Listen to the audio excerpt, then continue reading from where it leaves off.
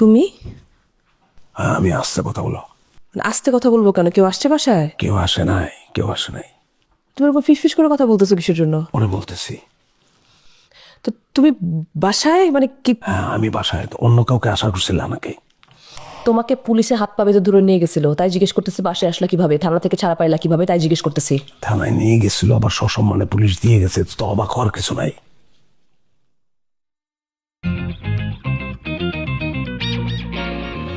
ও মাই god, মানে মিরাজ ভাই এত দ্রুত সব কিছু করে ফেললো?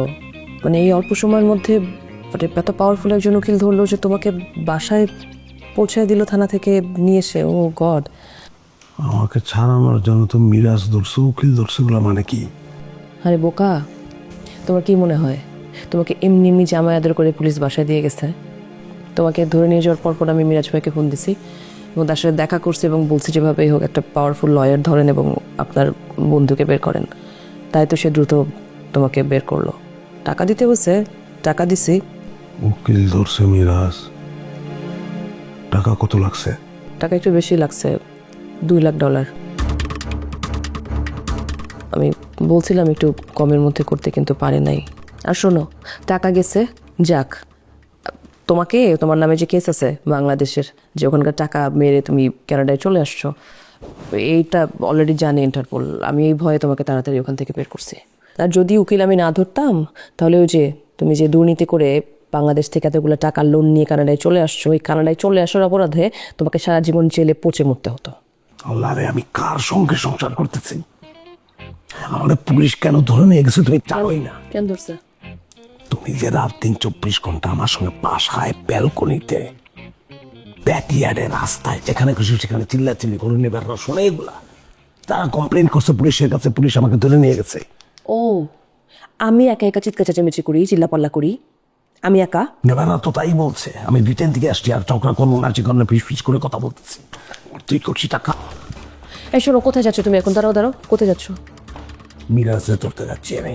এখন যেও না, এখন মাথা গরম করে কিছু করো না, কালকে সকালবেলা যাও। হ্যাঁ, দেখো আগে একটু মাথা ঠান্ডা করো।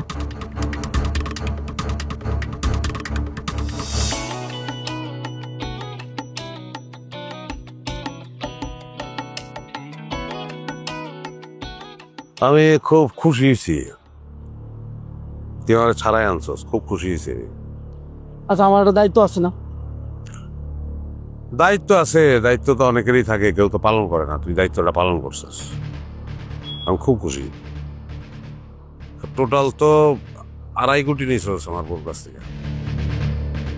হ, উকিলটা তো 2.5 কোটি দিতে হইলো। এনকার উকিলরা একটু ফাউসু না?